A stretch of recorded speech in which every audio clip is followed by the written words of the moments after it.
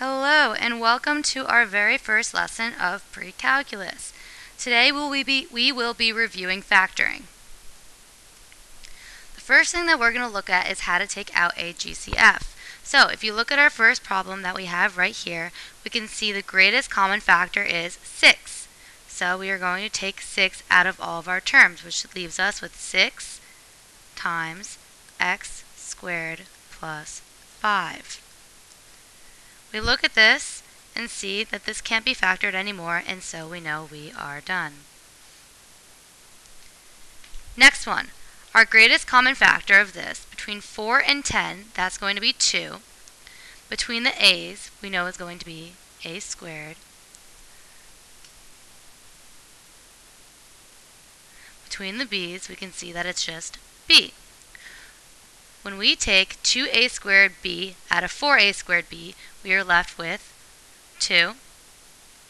When we take 2a squared b out of 10a to the 5th b to the 6th, we are left with 5a to the 3rd b to the 5th. And we're done factoring here.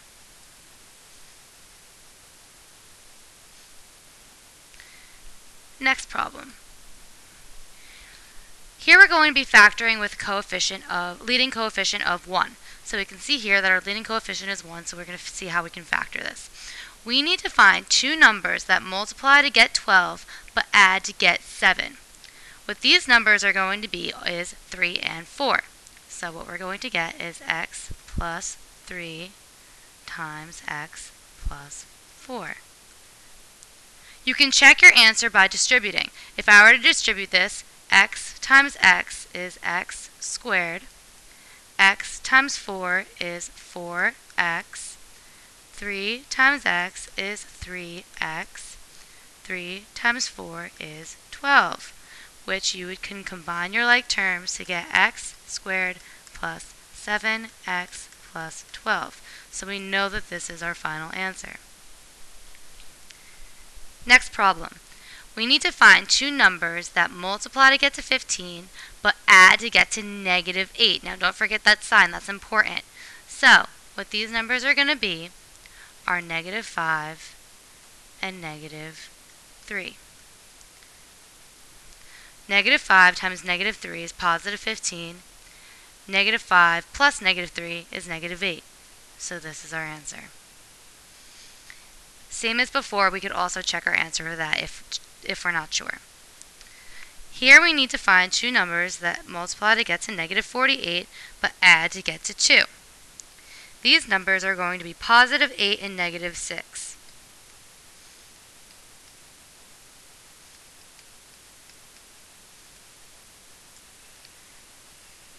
Eight times 6 is negative 6 is negative 48. 8 plus negative 6 is positive 2. Now, we need to find two numbers that multiply to get to negative 6 but add to get to negative 5. This is going to give us x minus 6 times x plus 1. Negative 6 times 1 is negative 6, and negative 6 plus 1 is negative 5, so that we know this is our answer. Now let's move on. So, factoring with leading coefficients not equal to 1. This is a little bit harder. So one method that we use a lot in Algebra 2 is the x method, where we multiply the leading coefficient by the intercept, and we get, here in this case, negative 6. We take our b value and put it on the bottom. Now, we need two numbers that multiply to get to negative 6, but add to get to negative 5. These two numbers are going to be negative 6 and positive 1. Now, we need to substitute these values into our equation right here. So we're now going to get 2x squared minus 6x plus x with the imaginary 1 here minus 3. When we combine our like terms, we get negative 5x, which we have right here, which is why we're able to replace negative 5x with these two terms right here. Now we can factor by grouping. Here, we can take out a 2x. We're left with x minus 3. And here, we can take out a minus x minus 3. Now, we can take out an x minus 3 here to be left with 2x plus 1 times x minus 3. And this is going to be our final answer. Next problem. If we do the same thing that we just did before, negative 8 times 3 is 24. Negative 24. And we leave our positive 10 on the bottom. Now we need to find two numbers that multiply to get to negative 24 but add to get to 10. These two numbers are going to be positive 12 and negative 2. Now let's substitute these into our problem. 3x squared plus 12x minus 2x minus 8. When we factor by grouping, we know this is going to change to a positive sign since we added parentheses. We can take out a 3x from the first one to be left with x plus 4. Minus, we can take out a 2 from the second one and be left with x plus 4. And to finish our factor by grouping, we get 3x minus 2 times x plus 4 as our final answer. Last problem. Here, same method. 6 times 4 is 24. We have our 11 on the bottom. Now, we need to find two numbers that multiply to get to 24, but add to get to 11. In this case, these numbers are going to be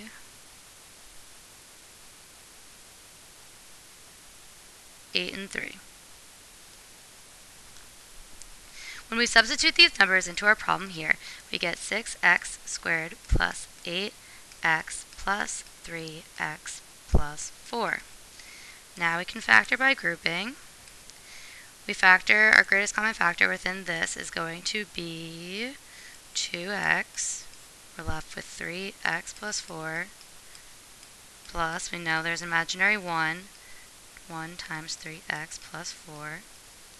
And we get as our final answer 2x plus 1 times 3x plus 4.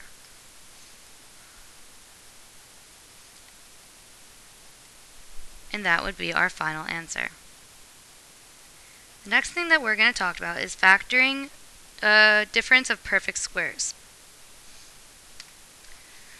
So, we can see by the formula that we have here that when we have two perfect squares that are being subtracted from each other, we can separate them like this. Now let's look at the first problem. This is a perfect square, and 9 is a perfect square as well. So according to our rule, this can turn into x plus 3 times x minus 3 as our final answer. To prove this is right for the first problem, let's distribute this out. X times x is x squared. X times negative 3 is negative 3x. 3 times x is positive 3x. 3 times negative 3 is negative 9.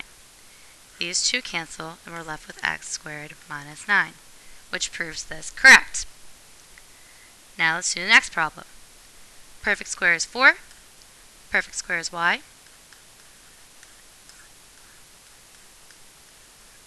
This is our final answer. Next problem. Perfect square is 2a. Perfect square is 5.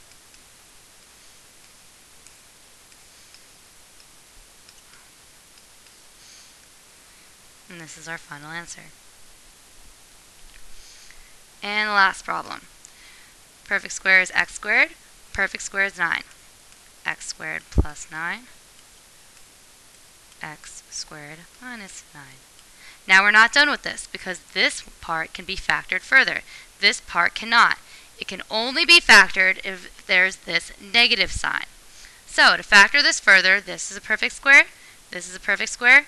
We're left with x squared plus 9 times x plus 3, x minus 3.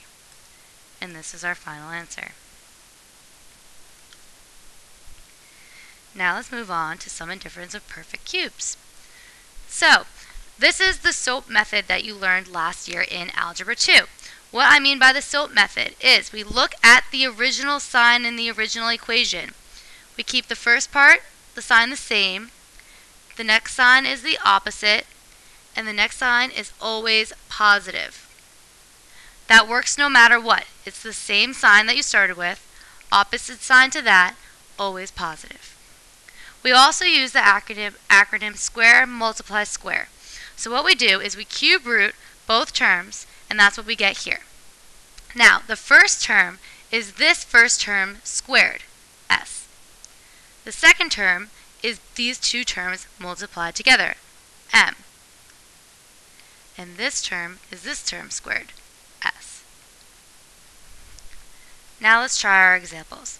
The cube root of x cubed is x. The cube root of 8 is 2.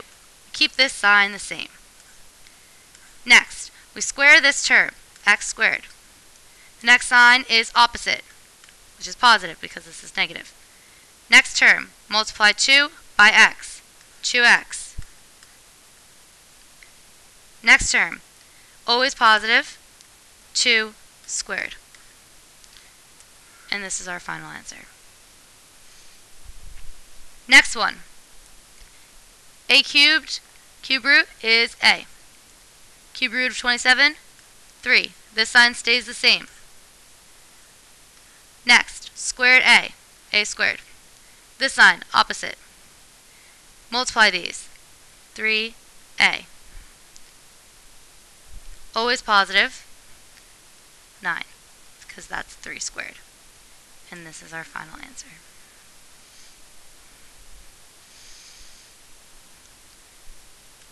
Next, factor by grouping. We did this a little bit before, but here is a straight factor by grouping problem. When we factor by grouping, we add parentheses, and then we take out greatest common factors. And here, our greatest common factor would be 2x squared. When we take that out, we're left with 3x minus 1. Here, our greatest factor we can see is 3. And we take that out, we get 3x minus 1. And then when we take out our 3x minus 1 from both our terms, we're left with 2x squared plus 3 times 3x minus 1. And this would be our final answer. Next problem. We add parentheses here. When we add parentheses and there's a negative in front, we know we change the sign. When we take out the greatest common factor here, we get x squared times x minus 1 minus 9 times x minus 1. When we factor by grouping, we get x squared minus 9 times x minus 1. We can see that this is not done yet. We have to keep factoring. This could factor by the rule that we were talking about before, x plus 3, x minus 3 times x minus 1. And this would be our final answer. Now let's look at problems that could encompass any rule that we've just got over. First, let's take out our GCF here, which leaves us with 6 times x squared minus 4. We can factor out our x squared minus 4 further to get 6 times x plus 2, x minus 2. And that would be our final answer. Next, let's take the GCF out of this problem, which would be 2. Which would leave us with x squared minus 6x plus 4. Now, we need to find two numbers that multiply to get 4 but add to get negative 6. The only numbers that go into 4 are 1, 2, and 4. 1 and 4, there's nothing you can do to get to negative 6. And 2 and 2, again, there's nothing you can do to get negative 6. So we can see that we're done. Next problem. Let's factor out our GCF first of 3, which leaves us with x cubed plus 8. Now we can factor by perfect cube. This becomes 3 times x plus 2, because the cube root of 8 is 2, times x squared minus 2x plus 4. And this is our final answer. Next problem. We need to find two numbers that multiply to get positive 20 but add to get negative 9.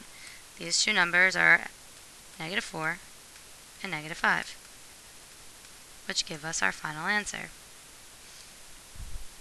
Here we can factor by grouping, add some parentheses, change this sign, because we've added parentheses after a negative. When we take out our greatest common factor, we get 2x squared times x plus 4 minus imaginary 1, x plus 4. We're left with 2x squared minus 1 times x plus 4 as our final answer. And now our last problem, first thing we do, as always, take out our GCF. We're left with 2x squared plus 7x plus 6. Now, if we draw our x, 6 times 2 is 12. We leave the 7 on the bottom. We need to find two numbers that multiply to get to 12, but add to get to 7. These numbers are 4 and 3. So we can in fact put this in for our 7x now. We get 3 times 2x squared plus 4x plus 3x plus 6, which we can now factor by grouping. Put parentheses within these parentheses. And we can factor out a 2 out of our first one, 2x out of our first one to get x plus 4, plus we can factor a 3 out of our second one to get x plus 2. This should be x plus 2 as well.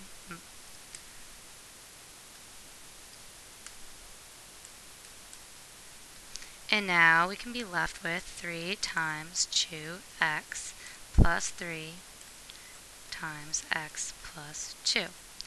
And that would be our final answer.